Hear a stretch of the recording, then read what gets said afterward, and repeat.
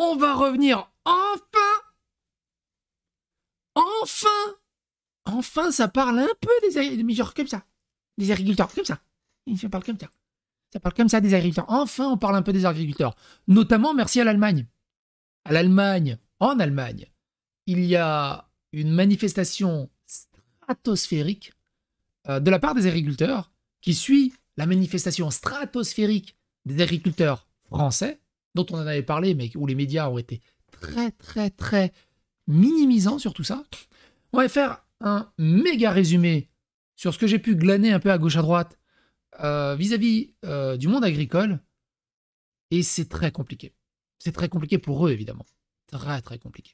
Plus de 90 heures par semaine pour bosser pour le moins qu'un RSA, c'est très compliqué d'être agriculteur de nos jours.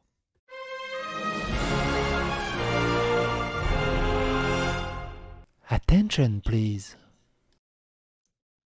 Alors, on en avait parlé il y a un peu plus d'un mois. Les agriculteurs arrosent de fumier et les fumiers du gouvernement. Je suis assez content du titre. Et une autre vidéo, il y a 2 semaines, un agriculteur en colère s'adresse à Macron. En Allemagne, la colère des agriculteurs n'est jamais descendue. Et il y a eu d'autres actions. Il y a un petit résumé ici. 5000 tracteurs bloquent Berlin. La colère des agriculteurs a son apogée. Des milliers d'agriculteurs allemands et leurs tracteurs ont bloqué Berlin lundi, mobilisés contre les projets de suppression d'avantages fiscaux pour leur profession et appellent à la démission du gouvernement. Ce rassemblement d'agriculteurs au cœur de la capitale allemande se veut le point d'orgue d'une semaine de manifestations nationales du monde agricole dont le gouvernement d'Olaf Scholz craint qu'elle ne gagne le reste de la société. Devant les portes de Brandenburg, des milliers d'agriculteurs ont accueilli avec des huées le ministre des Finances Christian Lindner, le traitant de menteur et lui ordonnant de dégager alors qu'il prenait parole sur un podium. Tu vois, par exemple, il y a un truc que je trouve ouf dans le monde agricole, c'est que c'est l'État ou c'est les grosses sociétés qui définissent le prix des céréales, le prix du lait. T'as l'agriculteur qui fait le lait et le céréales, mais c'est pas lui qui choisit le prix. C'est le mec qui achète qui définit le prix. À quel moment tu fais ça? Tu sais, je vais aller à Darty, je vais avoir une putain de télé, je te la prends à 200 euros. Ah non, mais pour la fabriquer, pour la faire et pour la vendre, pour avoir une petite plus-value, je dois la vendre au moins à 900. Non, tu la vends à 200. Bon, allez, 205. À quel moment ça marche, ça devrait être à l'agriculteur d'imposer son prix. Et point, en fait. C'est un truc de fou. Commencé il y a une semaine, la grande mobilisation des agriculteurs a pour origine l'annonce en décembre dernier d'une réduction des subventions au secteur en raison d'un rappel à l'ordre des juges constitutionnels portant les strictes règles budgétaires de l'Allemagne. Et à quel moment ça marche? Le monde agricole est en bordel pas possible, ils sont plus que pauvres, ils font des travails de fous furieux, ils n'arrivent pas à se faire de l'argent, on leur donne des subventions pour qu'ils arrivent à survivre. On bouge des trous en fait, on bouge des trous. Vous voulez pas faire en sorte de changer le système, qu'ils peuvent vivre décemment sans avoir besoin de les subventionner ou de leur donner des aides? C'est quand même bizarre. J'en étais où?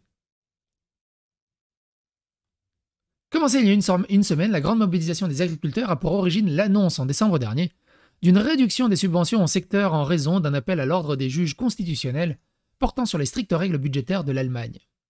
Face aux protestations du secteur, la coalition gouvernementale, formée des sociodémocrates, verts et libéraux, a quelque peu rétropédalé en début d'année. Le ministre des Finances Christian Lindner, qui se dit proche des agriculteurs, car il est chasseur, a lancé aux manifestants peu convaincus que leur mobilisation avait déjà payé. Vous avez remarqué, hein, les écolos, ils n'en parlent pas de l'agriculture, ils n'en parlent pas des agriculteurs.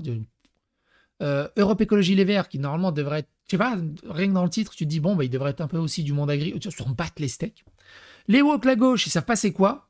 C'est pour eux, les poissons, ils sont carrés et panés comme à la cantine, quoi. Ils ont jamais traité une vache. C'est rigolo de traire une vache. Hein. Le gouvernement allemand a ainsi maintenu l'avantage... Le meilleur souvenir de la campagne, moi, ça reste les cochons à la broche. Mais ça, c'est encore autre chose. Le gouvernement allemand a ainsi maintenu l'avantage en matière de taxes sur les véhicules pour la sylviculture et l'agriculture qu'il voulait annuler. De plus, il a décidé de supprimer progressivement et non d'un coup l'avantage fiscal pour le gazole agricole. afin de donner aux entreprises concernées davantage de temps pour s'adapter. Des concessions sans effet sur la colère du monde agricole. Selon une estimation provisoire de la police, largement plus de 5000 tracteurs se trouvaient dans la capitale, bloquant les rues et faisant retentir leur klaxon. Sur les véhicules stationnés le long de la grande avenue berlinoise, Unter den Linden, beaucoup de slogans exprimaient leur défiance contre la coalition tripartite d'Olaf Scholz, baptisée Feu tricolore, en raison des couleurs symbolisant les partis qui la composent. Éteignez le feu tricolore, ça suffit, était écrit sur l'un d'entre eux et sur un autre, le feu tricolore doit dégager. Félicitant les manifestants pour leur pacifisme, M. Lindner les a invités à discuter de la situation globale des agriculteurs en Allemagne. Bug internet? Ah ouais? Bon, ça va revenir. Ça va revenir. La mobilisation des agriculteurs renforce la pression sur le gouvernement dont le taux d'approbation n'a jamais été aussi bas. L'extrême droite, qui a le vent en poupe, particulièrement dans l'est du pays, cherche à tirer profit de la fronde des agriculteurs. Dans un récent sondage réalisé par le quotidien Bild, 64% des Allemands ont déclaré qu'ils souhaiteraient un changement d'exécutif. Différents secteurs de la métallurgie à l'éducation en passant par les transports ont organisé des manifestations ces dernières semaines dans un contexte de croissance en berne et de hausse. L'économie allemande s'est contractée de 0,3% l'an dernier, selon les données communiquées lundi. Les grèves de cheminots ont paralysé les transports la semaine dernière, tandis que les métallurgistes et les employés du secteur public ont organisé des débrayages en décembre pour réclamer des hausses de salaire. C'est un truc de ouf. Hein. C'est vraiment un truc de ouf. Et du coup,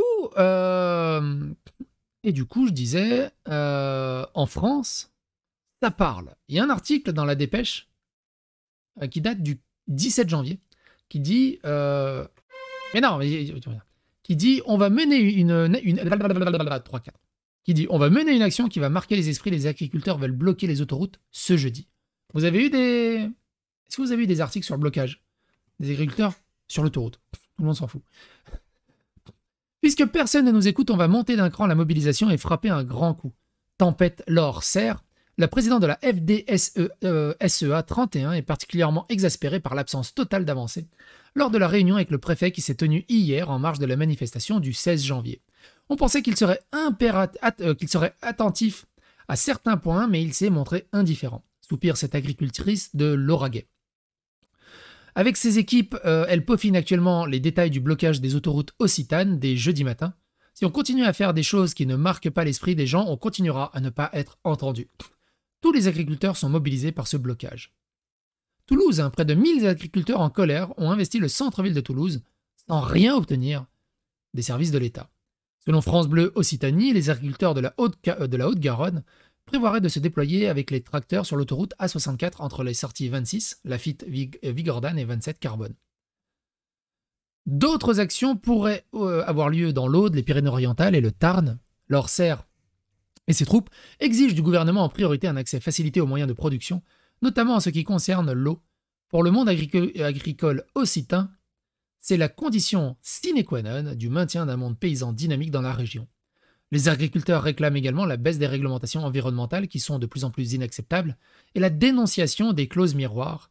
Ces derniers points est l'un des chevaux de bataille de Laure Serre. On accepte d'importer des produits qui n'ont pas du tout les mêmes contraintes environnementales. Cela constitue une concurrence déloyale. Cela ne peut pas continuer. Et ça, c'est complètement ridicule.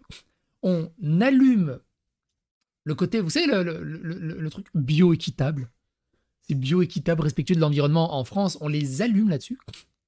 Et on importe le même produit, ou un produit concurrent, on va dire, d'Espagne, de Portugal ou dans d'autres pays, qui ont la même étiquette bio-équitable, blablabla, écologique. Sauf que les normes dans ces pays-là sont beaucoup plus basses que celles en France.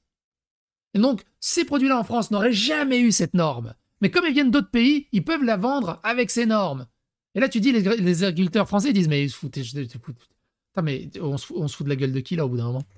Soit c'est pour tout le monde, soit c'est pour personne.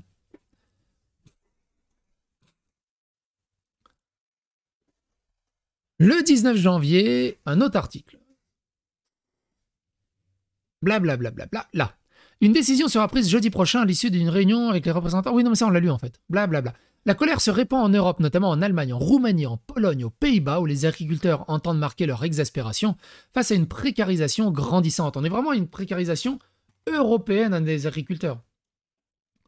Si les sources de mécontentement diffèrent selon les pays, en Allemagne, c'est la suppression progressive des avantages fiscaux sur le gazole qui a mis le feu aux poudres. Moi, je me souviens, par exemple, petite anecdote, en Serbie aussi, hein, c'est le bordel. En Serbie aussi, c'est le bordel. Moi, j'ai 3 arts, je crois. J'ai 3 arts de terrain cultivables en Serbie. Je m'en sers pas. Du coup, j'ai donné l'usufruit à mon voisin. Parce que au-delà d'une certaine taille, je sais plus c'était combien d'hectares. Je sais plus combien c'était. Parce que le monde agricole, c'est le bordel partout, en fait. Ils crèvent la dalle partout, même dans des petits pays que dans des gros pays. Je sais plus combien c'était réglementairement. À partir d'un certain nombre d'hectares, ils pouvaient demander justement un avantage fiscal sur le gazole.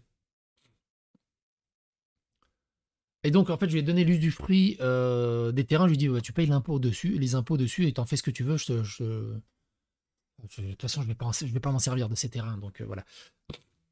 Donc, je lui ai donné une usufruit sur 5 ans, je crois. Ou sur 10 ans, je sais plus. Bon, bref. Les agriculteurs européens s'accordent à déplorer les hausses des coûts de production, les répercussions commerciales des conflits en Ukraine ou encore ce qu'ils considèrent comme une inflation de normes environnementales communautaires à l'approche des élections européennes de juin. Les aléas climatiques de 2023, sécheresse de l'été puis intempéries de fin d'année, noircissent en outre le tableau. Dès novembre, à l'issue d'une rencontre avec le ministre de l'Agriculture Marc Fesneau, la FNSEA et le syndicat des jeunes agriculteurs menaçaient d'un mouvement suscitant les inquiétudes de l'exécutif. En guise d'avertissement, des exploitants agricoles ont lancé à l'automne une opération baptisée On marche sur la tête, et ça on en a longuement parlé dans la première vidéo qui est dans la description, qui consiste à retourner les panneaux de signalisation à l'entrée et à la sortie des communes. C'est déjà le cas dans 12 000 localités, soit près d'un tiers des communes selon le porte-parole FNSEA. Nos réseaux appellent à une véritable respiration normative face au constat de nos dirigeants, que nos dirigeants marchent sur la tête, pouvait-on lire en novembre dans un communiqué commun dans lequel les deux syndicats demandaient notamment à l'État de suspendre la hausse de la RPD et de la redevance de l'eau. Le gouvernement a finalement consenti en décembre à supprimer du projet de budget 2024 une hausse de 20% de la redevance de la pollution diffuse, une taxe sur les ventes des pesticides. Mais au-delà de mesures court-termistes, les agriculteurs soulignent attendre une vraie vision d'avenir pour le secteur de la part des dirigeants français.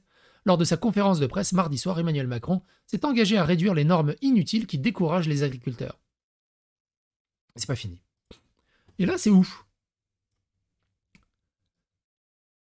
Là, c'est ouf. Et le Bosco, grâce aux fouineurs comme toi, on sait qu'il y a plein de tarés sur la planète. Mais pas de soucis, Bugs. Une explosion souffle le bâtiment de la direction de l'environnement à Carcassonne. Le sigle du comité d'action viticole se retrouve sur un mur. Une explosion souffle un bâtiment officiel. Ça date du 19 janvier. J'en ai entendu parler que hier. 2 jours. 2 jours. Ça a mis 2 jours pour que j'en entende parler. Ou que je le vois passer sur les réseaux sociaux. C'est incroyable.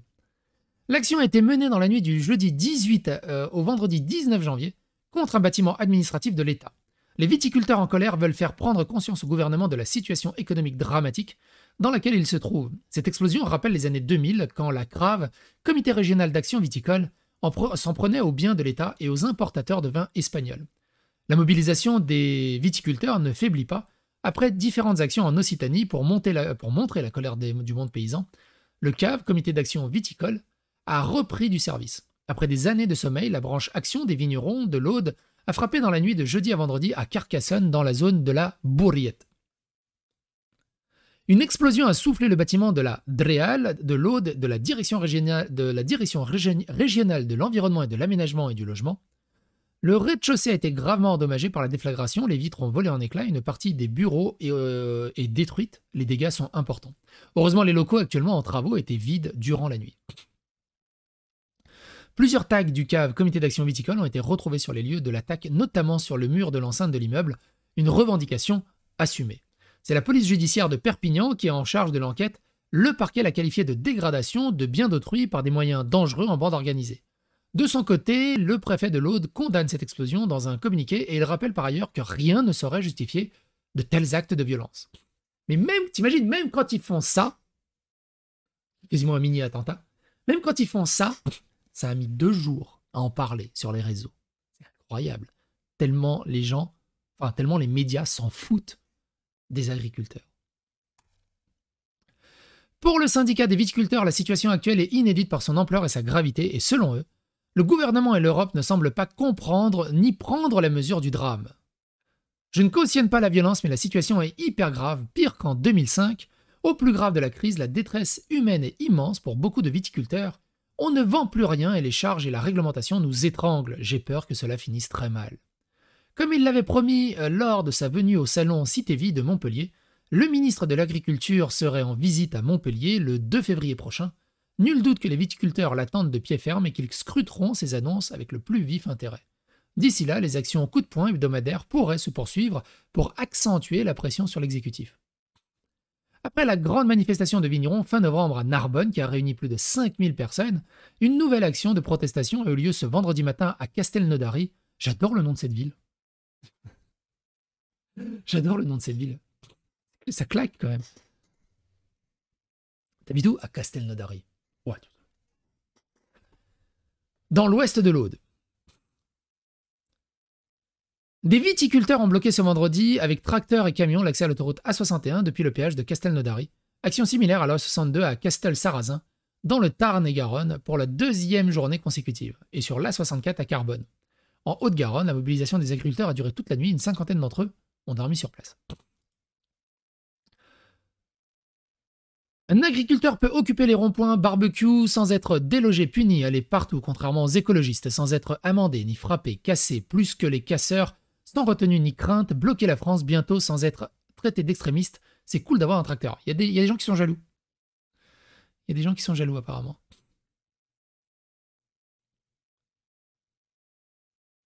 C'est au lieu de les soutenir. Éric Zemmour qui dit un agriculteur se suicide tous les 2 jours. 2 jours. C'est dingue qu'on n'en parle pas plus que ça. C'est quand même dingue qu'on n'en parle pas plus que ça. Cela fait des années qu'on le dit et qu'on ne fait rien. Les agriculteurs sont au cœur de toutes les crises françaises. Non seulement ils subissent la tyrannie de Bruxelles, mais ils subissent également les drames des déserts médicaux. J'ai rencontré une agricultrice qui a dû s'arracher sa dent elle-même car elle ne trouvait aucun rendez-vous. On est revenu au Moyen-Âge. 90 heures par semaine pour 7000 € par an. Par an, hein. Par an. C'est pas un streamer, hein. Un agriculteur partage son ras-le-bol et demande des mesures.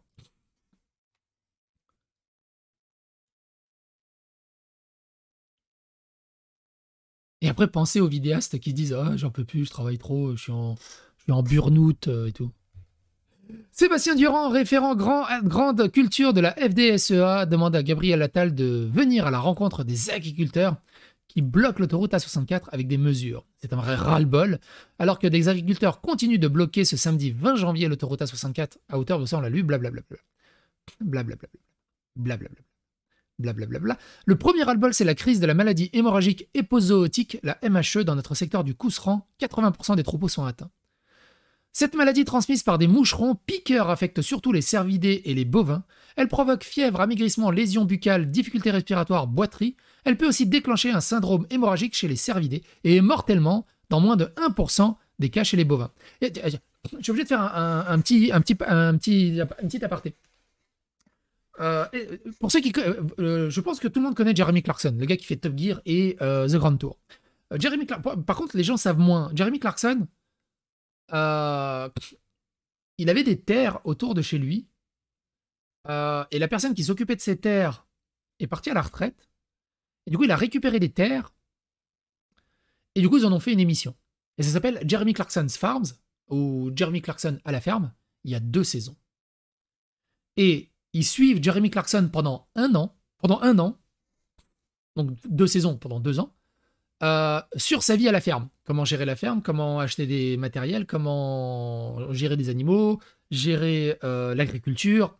Évidemment, il se fait aider par ses voisins paysans. Il essaie d'apprendre lui-même des choses qu'il ne sait pas faire. Ça reste Jeremy Clarkson, donc il y a du troll, il y a de l'humour, mais c'est aussi extrêmement touchant. Mais surtout, c'est une super bonne vision, je trouve, du monde agricole. Alors c'est britannique, mais on voit les mêmes problèmes partout. Et là, ça me fait penser à ça. À un moment donné, il a des vaches. Je ne me souviens plus exactement si c'est des vaches ou des moutons, mais on s'en fout. Et il a... je ne sais plus si c'était... je crois que c'est des ratons laveurs. Un animal chiant qui est dans un terrier, juste à côté du champ de vaches. Cet animal est réputé pour apporter des maladies aux vaches ou aux moutons. Je ne sais pas, on s'en fout. Il est juste au bord du champ. Et il est avec son collègue qui l'aide pour l'agriculture. Il dit, mais faut le dégager. Enfin, je ramène un fusil, on met le fusil dans le terrier et c'est réglé. Non, pas le droit. Si tu tues cet animal qui est protégé, tu vas payer, je crois, c'est 30 000 ou 40 000 livres d'amende. Tu risques la prison. Mais qu'est-ce qu'on fait alors? On demande à des spécialistes ou à des associations ou à l'État, au gouvernement, à des gens du gouvernement de venir déloger dans les règles. Non! C'est une espèce protégée. C'est son habitat naturel. Tu n'as pas le droit d'y toucher. Et Jeremy Clarkson, il fait, mais je fais quoi, moi, du coup? Je les laisse tomber malades, les vaches? Parce qu'en plus, les ragondins, merci, ça doit être ça. Ça doit être des ragondins. Et du coup, si la vache tombe malade, c'est tout le troupeau qui est en quarantaine. Donc, plus de lait, plus de vente de vaches, plus rien. Pendant je sais pas combien de semaines, on marche sur la tête. Tu marches sur la tête. Et à un moment, il dit, mais si je... Si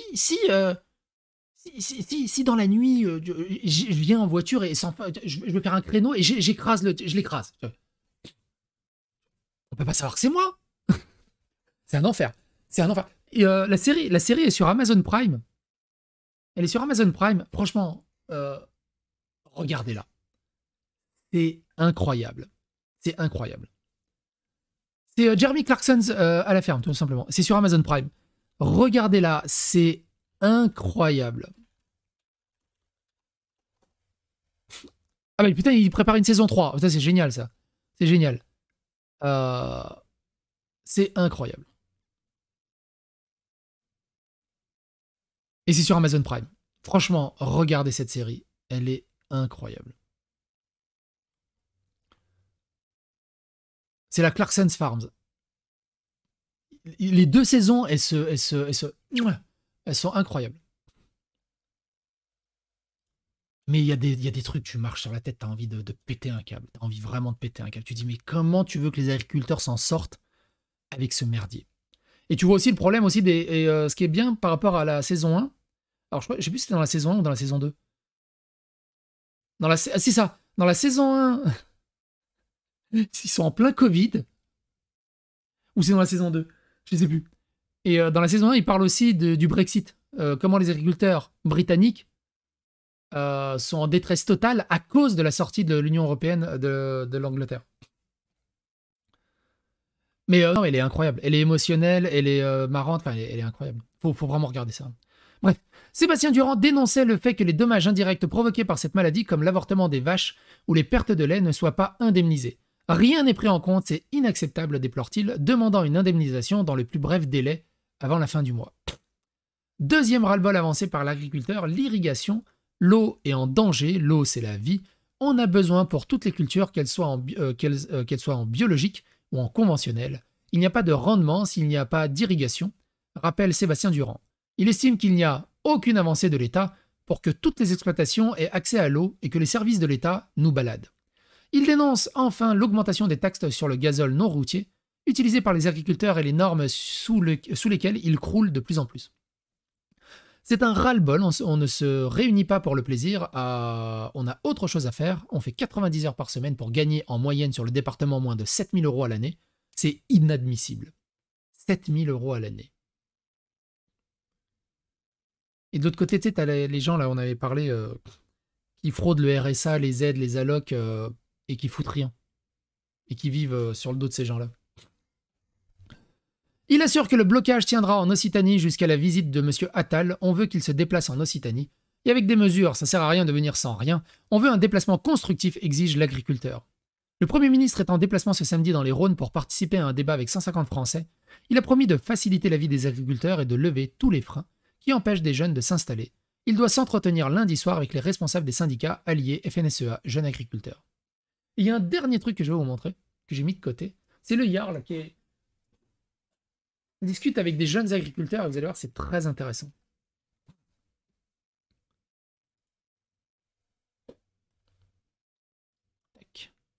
tu sais à quel point j'adore cette jeunesse qui travaille, cette jeunesse qui se lève tôt, cette jeunesse qui bosse, cette jeunesse qui est dans l'action. Et ben là, j'en ai plein. Ce soir, ils ont décidé de sortir parce qu'ils sont à fond dans le travail, ils sont dans le scolaire. Et écoute bien ce qu'ils font, parce qu'en ce moment, nos agriculteurs, ils sont dans la rue et tout le monde en a rien à foutre, le gouvernement en a rien à foutre. Et pourtant, c'est notre futur. Ceux qui sont là, c'est notre futur. Et sans eux, ça va être bien la galère demain. Tu fais quoi au niveau scolaire et raconte un petit peu tout ça. Donc actuellement je suis en BTS Axe au lycée Théodore Monod-Dureux et je suis dans la filière porcine. Donc la filière Axe, ça correspond à quoi? C'est dans l'agriculture? C'est de l'analyse et conduite de stratégie d'exploitation agricole. C'est génial. Donc c'est de la gestion pour être patron. Gestion pour être patron. Et toi, tu fais quoi? Moi je suis pareil, je suis dans la même classe que Mathis et moi je suis spécialisé en bovin lait. Bovin lait, donc ça veut dire quoi pour ceux qui ne connaissent rien? En bovin lait, c'est tous les produits laitiers que vous achetiez en supermarché, c'est nous qui les produisons comme le lait, le fromage, comme ça. C'est fabuleux. Toi, tu fais quoi? Et ben moi, je suis exactement pareil que le collègue d'avant. Je suis en bovin lait et en axe. C'est génial. Toi? Moi, je fais exactement pareil. Je suis en bovin lait et en axe. Et en plus, on s'est développé dans l'utilisation, donc c'est pour produire du gaz avec les effluents d'élevage. Donc, des déjections des vaches qui servent à produire du gaz. Les déjections du gaz de vaches qui servent à produire du gaz. C'est carrément écolo, ça. C'est un truc de dingue. Alors, voyez tous ceux qui nous regardent ce soir. C'est eux notre futur, en fait. Et si notre gouvernement ne fait rien pour eux, c'est nous qui allons mourir demain parce qu'on n'aura rien dans notre assiette. Alors moi, je leur tire mon chapeau. J'adore cette jeunesse-là. Vous savez comment je termine tout le temps les vidéos? Le Yard vous salue. Et le Yard te salue. Allez, on vous embrasse. C'est incroyable, hein. Et à côté, t'as Oudéa Castera qui va te dire « Oh, vous savez, avec les heures que je m'enfourne, j'estime que je suis pas assez payée. » Quand elle disait quand elle était directrice de la Fédération française de tennis et qu'elle touchait 500 000 €. C'est autre chose. Bref. N'hésitez pas à partager cette vidéo, n'hésitez pas à donner votre opinion dans le commentaire, n'hésitez pas à faire que l'algorithme YouTube et abonnez-vous et likez. Et à bientôt pour d'autres aventures.